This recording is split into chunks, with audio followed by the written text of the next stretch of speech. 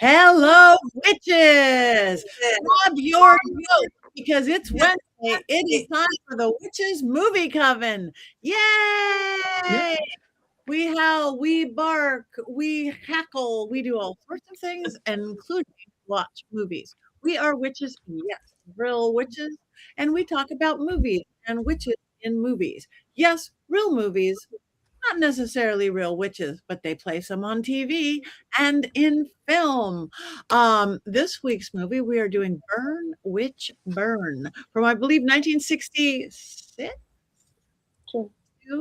Two, 62. 62. 10 minutes ago. 1962. I'm the second one of the family. My name is Patty Negri. I am one of your hosts. You might know me from my regular podcast, The Witching Hour, from Ghost Adventures, from Sam and Coldy, from Elton Castile Overnight, from Bathroom Walls Across America. But let me pass this on to my beautiful co-hosts. One just disappeared into darkness, so let's start out with Richard Lale. I am Richard Lale. Richard Lale is one name, not two. If I were just Richard, I'd be eight. That's right. I am known as the Gentleman Psychic. I'm a psychic and a medium. I used to be a psychic and a small, and Jason will finish the rest of that. Oh, wait, never mind. I already said that. Never mind. I am known as the Gentleman Psychic. Before we go too much further, thank you, everyone, for all of the likes, the comments, the shares. All of those comments help us to continue. So like us, do that. Also, if you want to sleep with me, you can go right over here to this QR code mystery control. You can get into Patty's panties right over here. You can dress like Jason and be a bro witch. You can read Heather's books. You can get quotes like Courtney. You can be scared and alone. All of that right over here. Thank you very much. Thank you very much. And let's moving on to our golden hair lock with the curly locks, Jason Mankey. I am Jason Mankey. I am the author of 10 books for Llewellyn. This is my most well-known book, The Horned God of the Witches. That's about all I have to say tonight. Thank you very much. Now, moments ago, we had our one and only Heather Green. She went back black and she disappeared. Hopefully she will be back soon. But we have one of our regular and most special and most favorite guest hosts, Scarlett Amaris. Thank you. Hi, I'm Scarlett Amaris. I am a screen and television writer. I've also written a couple of novels and I lecture on mythology. So I am thrilled to be here once again. And you know what? I love this movie, so I can't wait to talk about it. Okay, perfect. And hopefully Heather comes back. It was so weird how she went black and then she was gone. You know what they say? I wasn't going there. Black. We understand what that is. So, all right, let's moving on back to the movie. Now, hopefully you guys all watched it. 1962 movie. She's back. Heather. Okay, let's take it over to Heather. Oh, no. Oh, no. Maybe a witch put a spell on Heather. Heather, can you hear us? Heather, can you hear us? Can you hear me? Yes. Yes. Can you hear me? Hang on one second. Hang on. Heather, can you see us? Can you hear me? Heather, can you hear us? Can you hear me? Are you there, Heather? Heather, come back. How can she Can you hear me? Yes. Yes. Can you hear us? Yes. Yes. Yes. Yes. Yay. For whatever reason, the camera I have, the fancy one, does not like our Restream program. I have no problem with it in any other program except for this one. So we're going to have a talking to after and figure this one out because I don't get it. So I'm on my junkie camera. So I look even more weird. But what are we up to? What am I doing? Your name. Yourself, because we all did it. Oh, okay. Hi, I am Heather Green, if you haven't figured it out now. And I am the author of Lights, Camera, Witchcraft. I actually have my book in front of me. There it is. And it is the definitive guide to witches in American movies and television. I am also an editor at Llewellyn, working with wonderful witchy authors, and a journalist covering all things occult. And also, I was involved on Dollcraft, which I'm not holding a copy right here, but that is Patty's great book. So I was able to work on that, and I was blessed to get asked to write the forward. So thank you. And I am also a doll person and a member of this coven, and I'm looking forward to talking about this movie tonight. So thank you for your patience with my camera. Oh, you're welcome. We're glad to have you back. We were really scared there for a second. You went black and then it was gone. There are a lot of dolls in this room right now, so it might be. Maybe you need to, one of your Black Phillips should be the keeper of the dolls, like warding of some sort. We should have warding I can't even talk. All right. No blackout. Black Phillip. All right. So hopefully you all watch Burn Witch Burn. But just in case one of you didn't, Richard Lael, do you have your beautiful, always thorough, beginning to end synopsis of this lovely old film? Today, I actually do. I think you might be pleasantly surprised. I paid attention. I didn't fall asleep. I didn't have to Google it. Story is a professor and his wife have moved to a small English town. The professor is against superstition, against witchcraft, against magic, and he is of the system that if one simply says, "I do not believe," it removes the power from all witchcraft. Unbeknownst to him, his wife actually is a witch, and she said it in so many ways, in every way possible, and he doesn't believe. And being the 60s, and instead of saying, "Okay, you're a witch, I'll let you be what you are," he forced her to dispose of all of her talismans, all of her witchcraft, all of her spells. Instead of being like Darren Stevens in Bewitched, who also tried to get rid of the magic part, but still kind of benefit from the magic, he didn't want to do that. He didn't want anything to do with it. So as he is having her burn all of her talismans and magic supplies, his picture falls into the fire, and she begs him, "Please don't, please don't, please let me get your picture, please don't." Well, as it turns out, there is a series of things that start happening, from the phone line going strange to the lights going out to a thunderous banging on the front door. And she, the wife, has begged him, "Please don't." She goes upstairs because she's an hysterical woman, because it's 1962. So she goes upstairs to bed, and the phone rings, and he gets this mysterious call from a strange woman that he doesn't recognize the voice. And she is declaring her love to him, and he cannot figure out who it is, so he hangs up. Meanwhile, back at the school, we find out that the next day, all of these things start going awry. All of the protections are off. He nearly gets run over by a lorry, as they would say in the UK. He has a pupil whom has threatened him, and then the reason that the pupil has threatened him is because the girl that he had a crush on had said that he was essaying her, and one thing led to the other, and they were all called to the office. And as it turns out, you go through all of this, he ends up by figuring out that there's something strange. He doesn't know what's happening. The wife then decides, I have to take the charge. I have to be the one. I have to sacrifice myself for my husband because I love him. He has so much that he has to offer, and I'm just a woman in 1962 with no power. So she ends up by getting on a bus, and she leaves, and he pursues her, trying to get her attention on the bus, and is nearly flattened by an oncoming lorry. But he turns in time, and his little car goes off the road, but he is fine. As it turns out, he tries to figure out what he can do with magic, and he's trying to call the wife back, and he has to go to the city of the dead. Meanwhile, the wife has walked into the ocean, into the sea, to be drowned.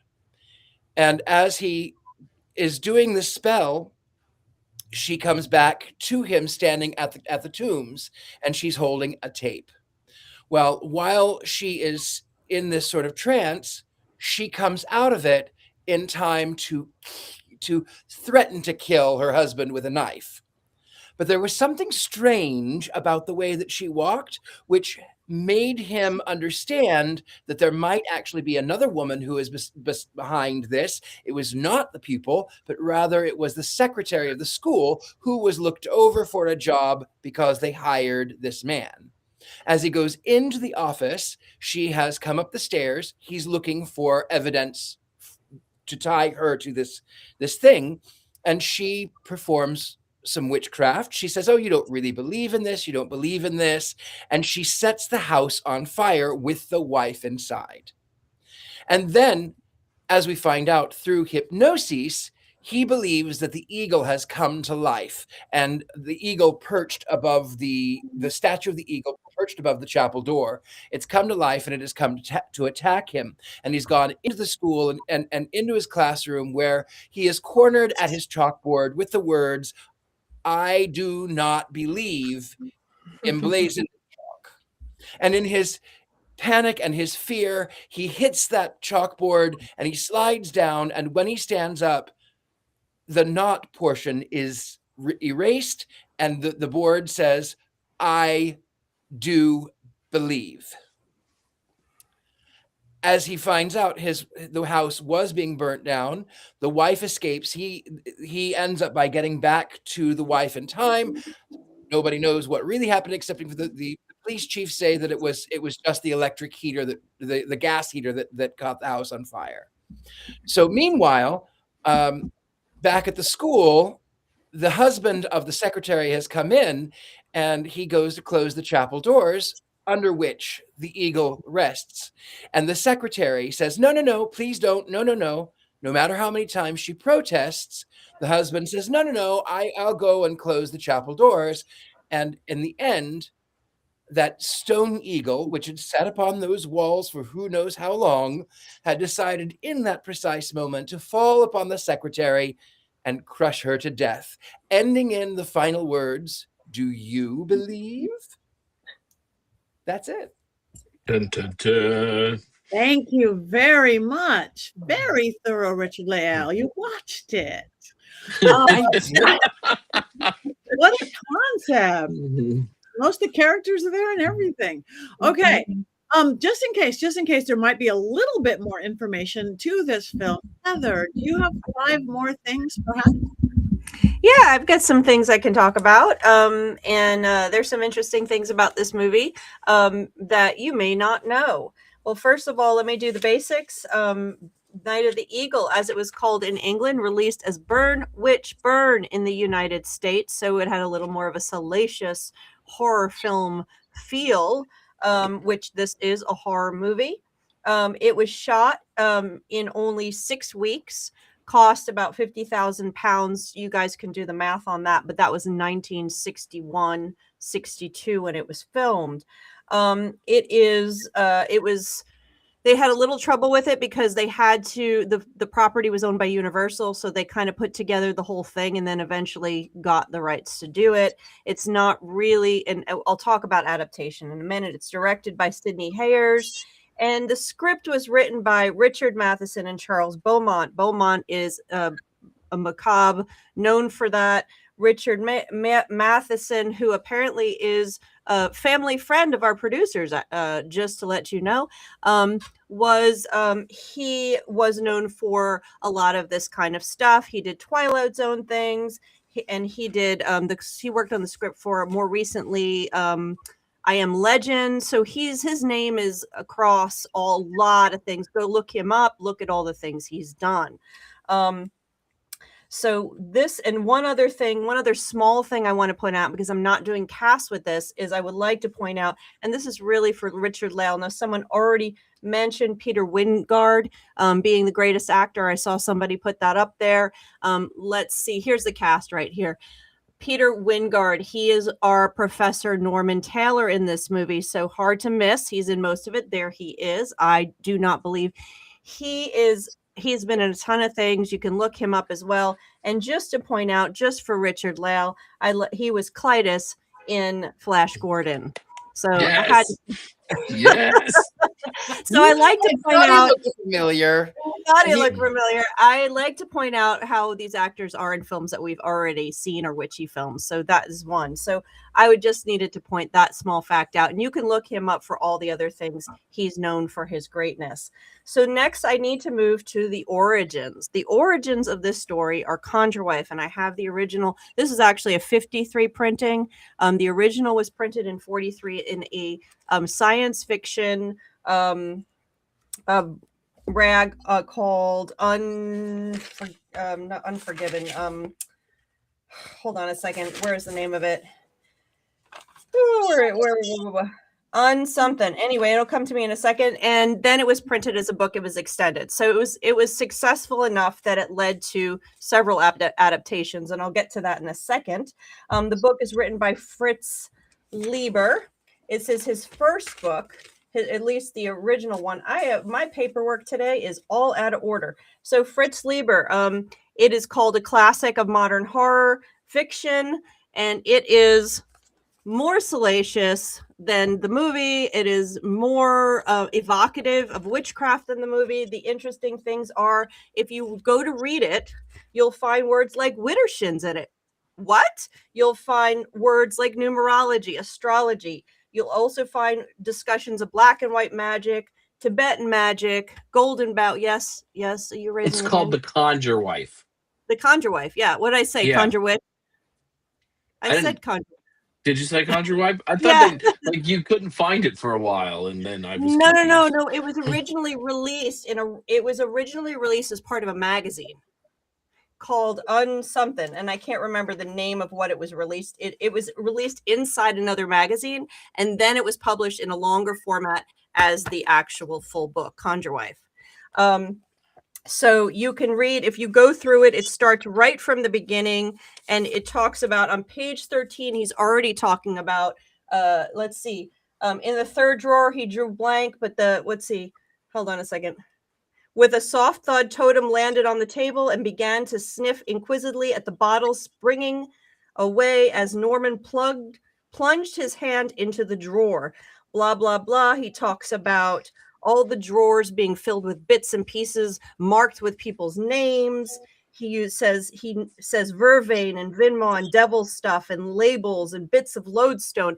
This is all filled in this throughout this book of evidence of magic that has come from what she's learned from their various trips as him being a professor of anthropology or archaeology or psychology or whatever hell he is. So the Conjure Wife. According to the people, the magazine is called The Unknown. The Unknown. Thank you. This is by Lola's Moon 5585. Thank you. Yes, it is The Unknown. I could not issue of Unknown Worlds. Yes, it is. I couldn't remember the name of it. It was published there first as a shortened version. So Conjure Wife, you can get it. You can still read it. Here's the 1953 printing. Now let's move on to what happens. Let's talk about that very beginning introduction. When you start this movie, it has a voiceover. That is a really interesting, only done for this movie, created for this movie because they wanted to do something really different and be a little bit opening. It is the opening. I'm sorry, my paperwork is all screwed up today. It is done, but it is the all free. It is, seriously, I'm being hexed tonight or something, Courtney.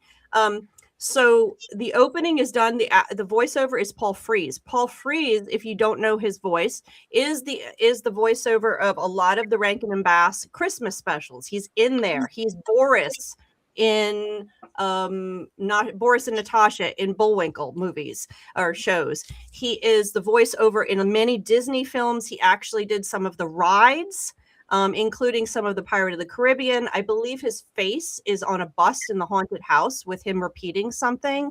So he did the narration for that. The whole thing. Yeah.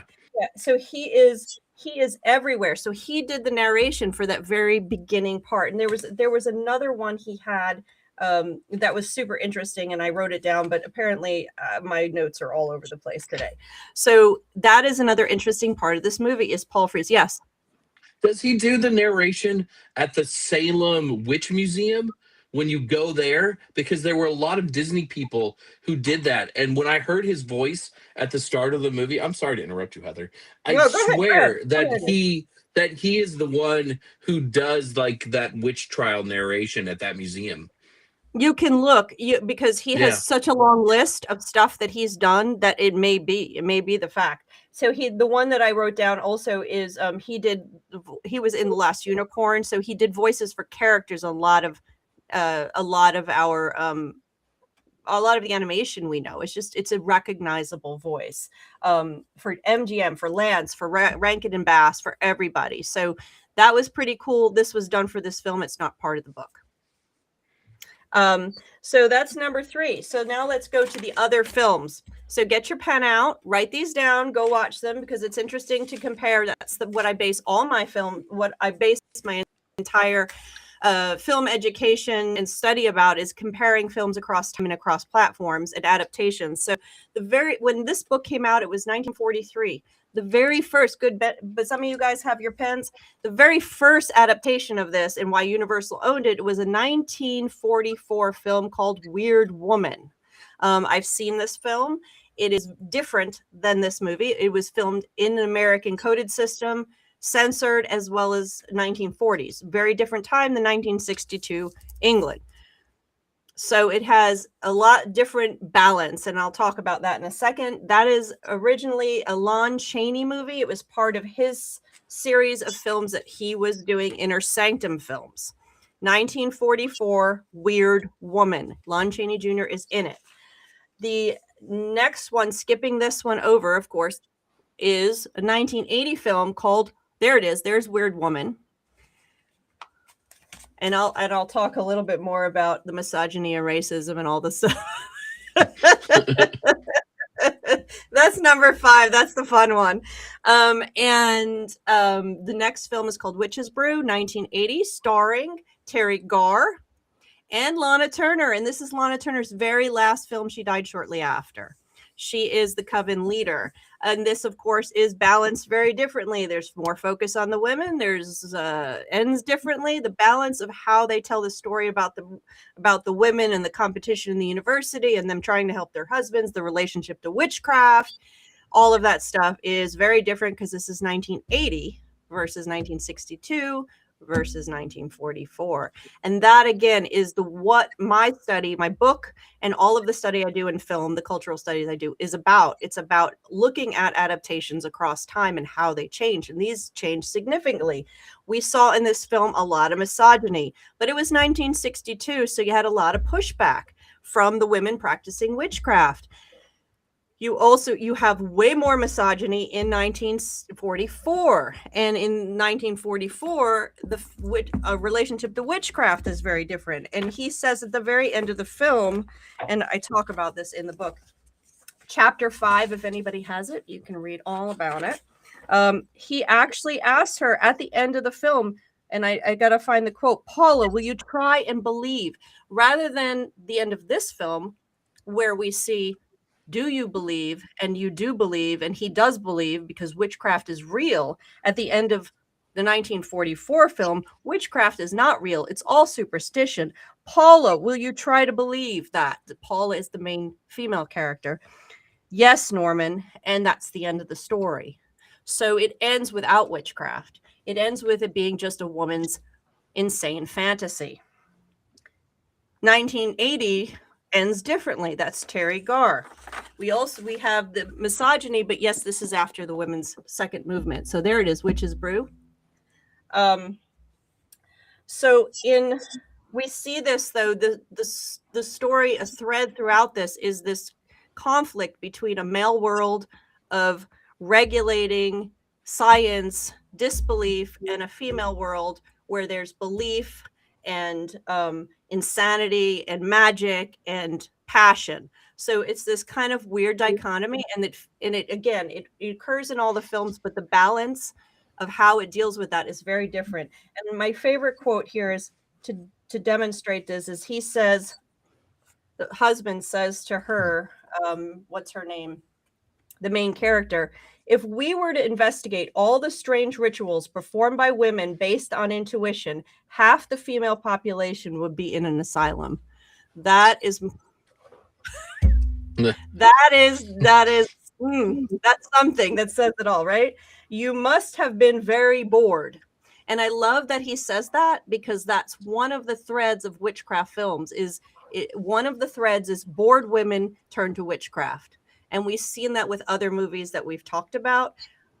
There are a lot of bored women. They need to turn to witchcraft. We've seen this thread. This is the premise of my entire book, man. This is how witchcraft's an allegory for women's power and our relationship to gender roles. And this is shown in this film across the time. So I urge you, watch them. The racism, you have to take a shower after you see them, because at least 1944 bases everything on them going to the South Seas. And she is raised by a pagan religion, and she learns all this and brings it to the United States and invades the United States with this pagan religion. Of course, they use the word voodoo all over the place. It is horrifying. There's racism, there's misogyny. It's in this book. It's in the book. It's in the 1980. There you go. I have a whole section of my book. Heather, Am I fading? You're fading in and out. Your mouth is not matching your words really good, but we'll get it back. We will get it back. Thank you. That was beautiful. I learned a lot right there, right now, that I did not know. Thank you. Thank you. All right. Who wants to start? Jason? Well, I'm in the box, so I guess I should probably start. You know, I always have a lot of trepidation when I see that we're doing an old movie, an old black and white movie. Is this going to be relevant? How badly are they going to botch witchcraft? I'm not even waiting for Wands Up. This was great. This was so fun, and the performances are really great. We've already talked about Wingard, and if you don't know anything about Wingard, there's like a Wikipedia page that's 8,000 words just about how old he is and where he was born. He was kind of an enigma in his own way. But like the performances in this movie are great. I really feel like there was some research done into magical things. This looked like the kind of magic that we would do. Yes. He befriended Lovecraft, but I could not find anything specific about him studying deeper than that. But maybe. Are you talking about Fritz Leiber? I can tell you. Okay. Fritz Leiber did study, and he also wrote another book called Our Lady of Darkness, which is another fantastic kind of witchcraft, weird fiction conglomeration. But he had quite an interest in witchcraft, and he had quite influence over a lot of different movies, including Suspiria. Like, he was friends with Daria Nicolodi. They worked on a film together before Suspiria. So he talks about the Three Mothers trilogy in Our Lady of Darkness. So he's had his little hand in things that we still see today for a very long time. He's an excellent writer who had a very interesting and fairly deep knowledge of witchcraft and the occult. I think he's sadly overlooked a lot of times today, but was kind of the big guy in his heyday. Thank you. There's also a scene towards the end of the movie where Tansy, the female protagonist, is walking into the ocean in order to kind of sacrifice her for her husband. And all I could think about was shades of Dion Fortune's The Sea Priestess, when LaFay Morgan, a character in that book, kind of walks into the ocean and then sort of disappears forever until the sequel Moon Magic. But I thought of that. I don't know if it was related, just sort of an accident. But again, I just loved that this looked like things that witches do, which I did not expect from a movie from 1962. I agree. I'm not going to wait for my wands up or down. I absolutely love this film for so many reasons. I loved it about. It reminded me very much of the writings of Shirley Jackson. It reminded me a little bit of Alfred Hitchcock. It reminded me a little bit of Lovecraft. It reminded me a little bit of the noir films of the 40s. Like there were, and then the magic was so dead on. The little guards she had in the lampshade, she had a little figure that she was searching for, and she finds it in the fringe, and she takes this little tassel down and she burns it. And of course her husband upstairs is going, what are you know what's happening, what are you doing? Nothing. I'm nothing. She's looking for these talismans because she senses that there is something dark afoot, and the husband is upstairs rummaging for his pajamas, and she's pretending because it's 1962 and she has to kind of hide. As a case in point, though, what I tell my students, my pupils, the people who learn magic from me, is that sometimes, even in 2026, we have to hide our magic. We have to hide what we do. We have to hide in the shadows, as the case were. That being said, sometimes, and even Tansy sort of alluded to this, oh, it's just a souvenir. Oh, it's just a rock. Oh, it's just, I like it. It makes me happy. And sometimes when we live with other people, whether it be people who are afraid of witchcraft, or people who are of a certain Abrahamic tradition that are afraid of witches, or everything is demonic and everything is evil and everything is the satanic panic all over again, sometimes we have to hide like Tansy did. And I found that to be brilliant. Thank you. Okay, so none of us are hiding how much we like this movie so far. I love this movie. And yes, all the witchcraft, everything you guys are saying, it's like, I've made that, I've done that, I've had that, I've done this, and how he's finding it. And again, I thought the performances were amazing as well. But I'm not that familiar with this actor, but what a hottie for the day. Oh my God. Those outfits, those high-waisted pants. I was lusting over him all the entire time, I have to admit. Tailored shirts, and the professor. I would be that little college girl having the crush on the big old professor and things. I felt everything they went through. I felt like when the girl accused him, it's like, oh my God, the Me Too moments back in 62 and all that. And I totally got involved with every single character, which was great. So I'm watching it. I am involved, which I like to do anyway, not reviewing it as we go.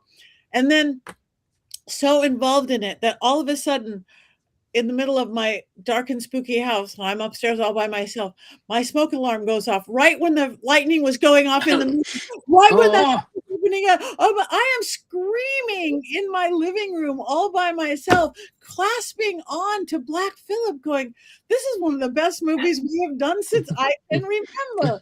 There's a hottie, there's a beautiful woman, there's all this social whatever, there's amazing witchcraft, there's the evil woman, beautiful scenery, the ocean, the rocks. I'm like, if I've been there where those the shoreline and stuff in England, I was trying to find something negative I could talk about, but I honestly couldn't.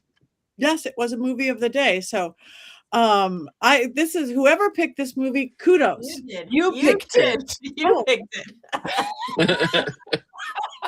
Wait, who picked it? Patty. Apparently, Patty. Yeah. Patty picked it. Well, I have my moments, but wow, I'm so glad I picked it, because really, this is of all the movies that we watch and we talk about all this stuff, I got involved in it and I loved it. The good, the bad, and the ugly. So whoever did design their costumes, the makeup, the lighting, the sets, the props, kudos. Yeah, I think, it's like you can't fault Fritz Lieber and Richard Matheson, who also another genius writer and screenwriter. I mean, just the talent behind this is really outstanding writing. And I think that it shows. It's almost a perfect script. You know what I'm saying? Like, it shows witchcraft in a way that is believable. I love Tansy Pitt against Flora. Like, I love that tension between the two of them. I think that's almost a little bit progressive for 1962. And it's shot beautifully. It hits all the beats beautifully. Like, there's really, I saw this, I think 25 years ago. Like, I had not seen it for a very long time. And I remember really loving it, and to revisit it again yesterday, it was like I just fell in love with it all over again.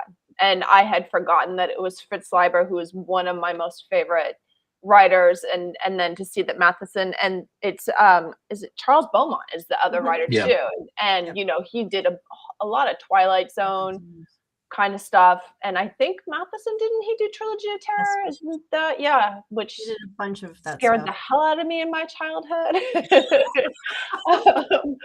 But you know, like, this is horror royalty that comes together in this film and in the writing of this. So like, you really, I mean, I guess it could have gone wrong, but it most definitely does not go wrong. This is just, it's absolutely perfection. I'm gonna say real quick is that it does go wrong in the other two movies, so it can go wrong. And I hadn't seen this one because it's considered a British film, although it was originated in the U.S., which is why some of the acting and some of the stuff is American-like. But so it's mentioned in my book, but I didn't see it for that. So I saw the other two first. And I'm glad I saw this one now, because this one will leave a good taste. The other two do not feel like this whatsoever. You're not getting the magic the way you're getting. The evocative magic that you find in the book is in this one, not in the other two. The first one, the Lon Chaney one, is a mystery, so you're not really getting the witchcraft. That's the weird woman. You're not getting it. You're getting the misogyny. You're getting the racism. You're getting all of that stuff of the 40s. Wartime era film. It's just, you know, and then the other one's a comedy or a pseudo comedy with Terry Garr, 80s, you know, and I think their witchcraft is based on more geared toward the satanic, and it's funny, and there's moments of hilarity and weirdness to it. So they're different genres, and they just don't do what this one does. This one hits it right on the head. It captures the book the best, I think. The tone of the book, which is supposed to be horror, this captures that. I loved the noir elements in the filming. I loved seeing that, because I'm a big fan of noir. So there were definitely noir elements, which recall Hitchcock. Somebody said that. And so I thought this was a really tight movie, and I was very pleasantly surprised after having seen the other two and just being like, okay, well, I guess it's fun to watch. I will say I was kind of confused whether it took place in the United States or in the UK until I see Wingard driving in his car, and then clearly you can see where the steering wheel is. But it is really funny, though, like how there are American accents, and the sense of place is a little different. It's not as established because of those sort of choices, right? Like the American boyfriend and then the American wife. Right. And then I found out later, too, that the antagonist, she was from Australia. So we didn't get that accent, but maybe it slips through in a few places, which might have confused even other people. Well, it's interesting, too, that Wingard wasn't even the first choice. It was it was the Hammer actor, Hammer horror Christopher actor. Lee. It wasn't Christopher Lee. It was the other guy. I've just blanked his name. Oh my gosh, it wasn't Christopher Lee. It was, it'll come to me. Peter Cushing. Peter Cushing. It was supposed to be Peter Cushing, and there was a scheduling conflict. But I cannot imagine this without Wingard. I absolutely, I cannot. And then Wingard apparently called it rubbish, but then decided to do it because he saw a car that he wanted to buy. And then he said that you should pay me this amount, which was the amount of money for the car. That's a true story, because sometimes I am also one of those people who likes to look up this weird stuff.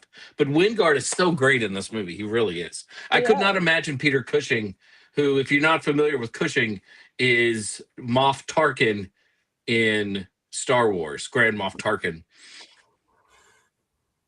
Not that helped, because none of you know that. Yeah. Be better I know nerds. who that I'm is. like, I know who that I know is. who Moff Tarkin Okay. is. Hold on. All right. Thankfully, that's why the two of you are my favorite right now. That's it right there. What? Jaws was never my scene, and I don't like Star Wars. Don't like Star Wars. Boom. There he is. There he is. Yeah. Yeah. Well, younger Peter Cushing. I don't know. Yeah. But it worked. I mean, it worked. The cast was perfectly balanced. So this one did the book justice. I encourage you to watch the other ones, but just a warning. They're not this movie at all. Now a warning. Yeah, well, yeah, you wrote them down. Yes. Our producer left us a note that says, "Can we break down more of the magic in this movie?"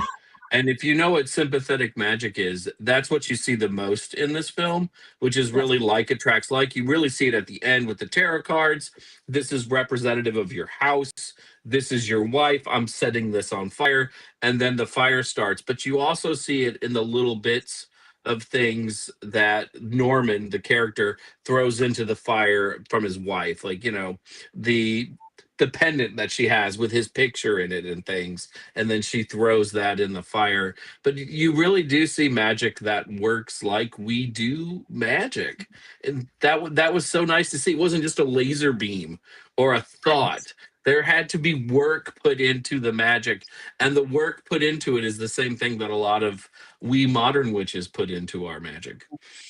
So let me read this from the book. So just to show how effective this is in the magic that this translated and how they did that.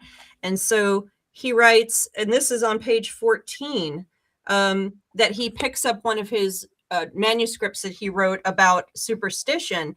And it says, it looked like the one he had lost around the house. It was 8 years ago. Besides, a formula for conjuration was a marginal notation in Tansy's script. She had written this in the book. Doesn't work. Substitute copper filings for brass. Try in dark of moon instead of full. Sounds like something someone might write in their book of shadows, right? Yes, it does. Wow. Maybe from I was Rob very- Brewster, they were asking what that was in his shirt collar, and maybe that was what that was referring to. Maybe it was the filings. Oh, that were perhaps. hidden. This is early on. This is when he starts to realize, in the book, it's very early on, when he starts to realize that she's actually practicing magic. He finds more, but there's a later in the book, and I can't find it right now. He actually tries to perform something, and he says, "Do it, Widdershins."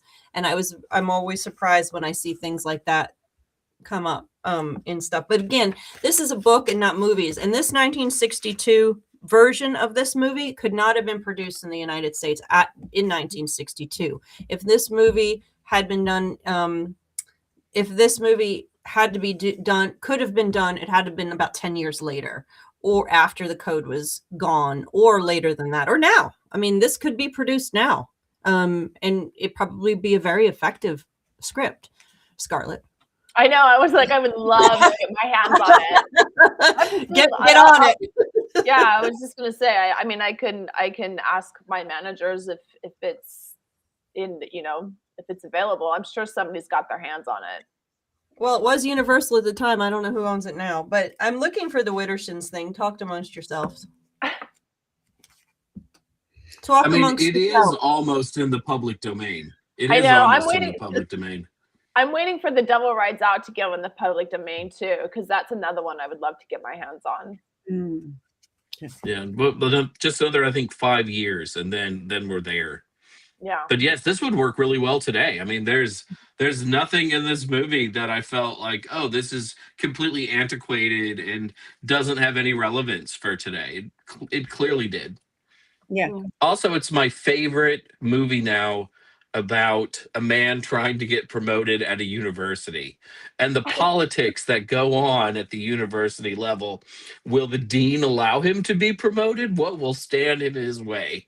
Watch their wacky adventures, coming soon to Comedy Central, but it has that sort of second subtext, which is funny. And he worked at a college, so that's where that came from. But that is translated across all three movies, so you're going to see that in every movie. That's the first one. She's not really as aggressive; she's kind of meeker. But in the Terry Garr one, that's the main comedy thrust, is them trying to use magic to try to promote their husbands. So you get that there too. And while Norman is kind of a controlling husband, he clearly loves his wife, and she clearly loves him. And the love story was really central to this. They support each other. They care about each other. I didn't like how he threw all of her spells clearly in the fire, but it was real that he loved her, right? And I liked that part of the film as well. It was a study in relationships, and they had a good relationship. I like the cat. I like the cat too. I like the Black cat, of course. You got to have that cue, that visual cue. Black cat means witchcraft. Yeah, that's right. And I was like, and it didn't have to talk. It didn't have to do anything specific like that. It was just perfect. I like the cat. Oops, the fire got started. Oops, not the cat's fault. Going on to the whole thing. Yeah. Are we seeing anything in the chat room? Seeing Bottle of Gray. Yeah, I like that they use graveyard dirt. I'm kind of a graveyard dirt person, so that was pretty awesome to me. So in the story, you're looking for Widdershins. Did he know the word Widdershins, or that was her notes? Because would the professor know Widdershins? It's in the book. Nope, I'm losing pages. This book's so old. I'm losing my corn pages. No, it's in the book. He wrote it into the book where the professor does something Widdershins. Wow. And I just can't find it right now. It's at the end of the book somewhere. I will say, though, that when I think about the black cat, I thought, oh, go ahead, Heather. You found it. No, I didn't. You did? Keep going. Oh, one of the things about the black cat, though, I kind of found it exploitive, right? Because it was like they're going to zoom in on the black cat like there's supposed to be this thing that's scary that's happening. And oftentimes there was nothing scary happening. It was just a furry black cat.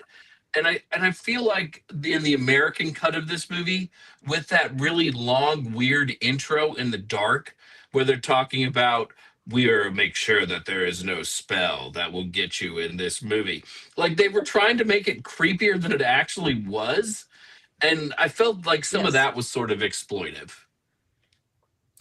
I didn't like, but I know why they did it. Heather found it. Anyway, yes, I found it. Go ahead. I didn't like that when the eagle is flying, you can clearly see the string from its handler. But again, it was 1962. I can't fault it that much. It's an eagle in the mind, creatures of the id, and yet here is this string from the handler. Yeah, that was very noticeable indeed. Yeah, but also, too, like when you watch it on Amazon, it has these little things that you can click on. And one of the things that you can click on is trivia about it. And it's like, you can see the line from the eagle, right? Like you can see that string. So once I saw that, when we got to that part of the movie, that's all I could focus on. Like, oh, there it is. And I'm like pausing the screen, like, there it is. There's the dude, right? I can see the handler. So sometimes I wish Amazon would not tell me things. So here is the spell recipe. Are you ready? You're going to write this all down? So this is what the note read, and this is a spell that he does in the book. Take 4 lengths of 4-inch white cord and a length of gut, a bit of platinum or iridium, a piece of lodestone, a phonograph needle that has only played Scriabin's Ninth Sonata, tie the 4 white cords into a granny, a reef, a cat's paw, and a carrick bend. Tie the gut in a bowline. Add a small quantity of grave dirt and wrap it all in a piece of flannel wrapping widdershins. Tell it to stop me. Tell it to bring me to you. And so that's the spell. And he mentions earlier that he has to. Widdershins means against the sun, from west to east. This is all in. And this is apparently a spell that he learned. And I'm not going to use the word he describes because it's a problematic word in our day and time. But yes, that's throughout the book. But there's spells like that. Now, some of the ingredients and stuff may seem a little odd, but the concept is there. And that's in the book. Someone said, was it something in the movie? This is actually the book I'm reading from. So you don't find this kind of stuff in the first movie, in the 1944 version, but this one clearly, that's what this one captured that the other two do not. Wow. Okay, this is amazing. So, do we have any quotes for in honor of Miss Courtney, which we love and we miss you, Courtney? Read mine again. Jason, did you have quotes? I think that the one, like the really misogynist one, was the big one, and then there's also the beginning, the ladies and gentlemen, the motion picture you're about to see contains an evil spell as used by practitioners of witchcraft for centuries. Even today, in many parts of the world, people practice black magic and witchcraft. Charms, amulets, voodoo candles. What the hell is a voodoo candle? Grave dirt and locks of hair are believed to ward off evil spirits and spells. You may doubt the effectiveness of these spells, but through every civilization, people have believed in witches. Could they all be wrong? I don't think so, for I've seen its power proven too many times. I am now about to dispel all evil spirits that may radiate from the screen during this performance. And now, with a free mind and a protected soul, we ask you to enjoy Burn Witch Burn. That, I like at the beginning of that, and I started watching this at 6 a.m. on my phone. I was like, is my phone fogging out? Like, because it's a black screen while this is being said. And I thought that like maybe I was losing the picture or something. But it's a very weird way to start the film. But yeah, the other quote that I liked, you said. My favorite line is "Burn Witch Burn" when she's burning the effigy of Tansy and the house. Yes. Which, by the way, is a much better title than Night of the Eagle. Mm-hmm. Yes. Just putting that out there. I agree wholeheartedly. Night of the Eagle says nothing. Night of the Eagle. No, not about the eagle. So, okay. That's all the quotes we have. Those are the good ones. And thank you, Jason. That was lovely. Jason, I guess we're moving into the Mankey movie trailer moment, movie trailer. Yes, this is an old-fashioned trailer before I just began to do anything that I wanted during these 2 minutes. So here we go in trailer voice. In the history of motion pictures, there has never been a movie as vile and evil as Burn Witch Burn. In truth, it might not even be a movie at all, but a seance, a conjuring, a ritual to bring forth the devil himself, an ode to demonic forces that want to subdue you and all of your loved ones. Only God and the saints can deliver you from the immoral and sinful acts found in Burn Witch Burn. With your own eyes, you will witness a masterclass in terror as a suburban housewife attempts to use magic and witchcraft to help her husband ascend the corporate ladder of a small English university. Shield your eyes from wickedness that is a bridge game by that university's faculty. Shiver with fright as that housewife, Tansy Taylor, places a good luck charm in her husband Norman's suit jacket. Dread will overtake you when her sinister protection poppets are revealed. Don't look under that table or you'll find a deadly charm meant to keep a person's loved ones from harm. You'll scream when Tansy's locket is opened up to reveal some herbs and a picture of the husband she loves so much. Are you ready for such horrors, such terrors? Will you ever sleep with the light off again? Prepare yourself for angst and unease when Tansy the witch doesn't call upon the devil or raise any demons to help her husband. Fear will overtake you when Tansy boards a public bus full of people so that she might obviously hide out in the seaside cottage she shares with her husband. The hairs on the back of your neck will stand up when Tansy chooses to diabolically offer herself to dark forces by taking a midnight swim so that her husband may live. Recoil in shock from the sinister forces of a university faculty all desperate for a promotion. What backstabbing may come from such selfish ends? And if one uses magic, what price might they pay?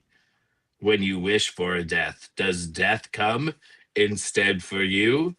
Perhaps the greatest danger of all are stone eagles not properly secured to the buildings they stand watch over.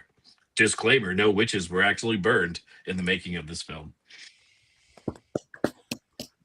Didn't the Eagles sing Witchy Woman?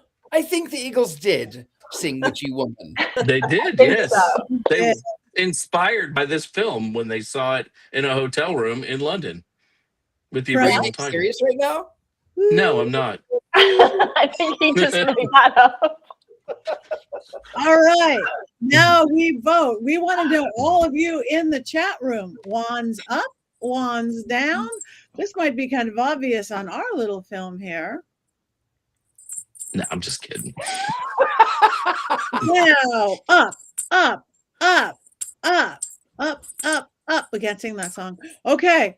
Look at, we are wiggly up. We have full up. Okay, you guys in the chat room. Silly mortals, peep. We've got wands up. Everything scared and alone. Wow, this I can't. Can anybody remember the last time we had a unanimous within the coven themselves? We've had a few, but I don't remember any of them. There's a Your couple. talisman is wands up. Witchy Woman is my favorite song. Yeah, Witchy Woman is still one of my favorite songs. So, all right. Well, we've got a lot of wands up. We have not seen a single wands down yet. But if anybody out there, don't be afraid to say wands down. Courtney is not here to hex you. And there was no Salem incorrectness in this film. So this Courtney would have been okay. Wands up. Wands I do have a Courtney moment though. Like Okay. when Tansy walks to the beach, don't you just hear Courtney in the back of your mind going, "Don't be Witch of the Sea, don't be Witch of the Sea," or whatever that movie she hates so much is, right? The witch of the sea, which came from the sea. Yeah, The Witch of the the Sea. witch came from the sea. Yeah, don't be the witch that came from the sea. Wouldn't she be I don't saying, blame watch her. out for the ghost shark? Yes. Ouija shark. That's another movie. Ouija shark. Ouija that's shark. what- Shark. That was Ouija it. shark. Ouija shark. Oh, That's a different movie. Okay, well, That's- this has been unanimous across the board, even from our beautiful chat room. Thank you guys. What are we watching next week? Oh, it's Academy Award week, Oscar film. So, what should be people to be watching or talking about? What do we tell our peeps? Look for the movies, find the lists, and find the ones we've reviewed here, like Sinners or Weapons or K-pop Demon Hunters, and a number of other witchy films that we've watched. Watch those, rewatch them, re-enjoy them, and we're going to talk about them all next week and then see who wins. Yes, our own Oscar party. You guys, thank you for coming in. Does anybody have anything coming up that they want to talk about? Paganicon. they got it. Well, who's going to talk about it? Nah. No. So Go ahead, Patty. You the talk night. about it. We're going to Yeah. Paganicon. Yay, my first time. Thank you. I had an in with Heather and Jason. Anybody want to go to Minnesota? Right? That's where it is. Minneapolis, Minnesota. Yeah. It's a whole weekend. I'm only going to be there the first half of it, but we're going to be doing all sorts of magical things about dolls and witches and movies, and we'll figure out on the plane out there. But Paganicon.com, correct? And you can come join. At least meet 3 of us. Who knows? Maybe some more people will come out. It'll be great. We'll have our books there. 3. I'm also doing the last half of the weekend. If anybody wants to go host go to Talk to Ghosts with me in Boyd, Minnesota. I'm doing that. So lots of good things. Anybody else have anything coming up that we could watch or go to or hang out with? Nope. Beganicon is next. Yeah, we're just excited to be with you, Patty. I Like, know. Heather and I are thrilled. I can't stand it. I got my tickets today. This is so good. Again, thank you everybody in the chat room. You guys are great. We love your coming here, supporting us. Tell your friends. Like us, follow us on social media, on YouTube. It means the world to us. Do go to Mystery Control and get some. Well, you actually can't get power panties right now, but I like that Richard Leal has. Thanks to our current administration, we can't get power panties, but you can get spellcaster shirts. You can get Mystery Control, all sorts of things. My phone keeps talking to me to tell me we're done. No. But that's it. Anybody got anything to say? We want to thank Scarlett for coming in. Always your wisdom, your knowledge, your everything. Thank you, guys. Have a beautiful week. We have one more thing to do. It is 7:00. Let's do it like a real witch, an English witch, whatever witch. 1, 2, 3. Yay!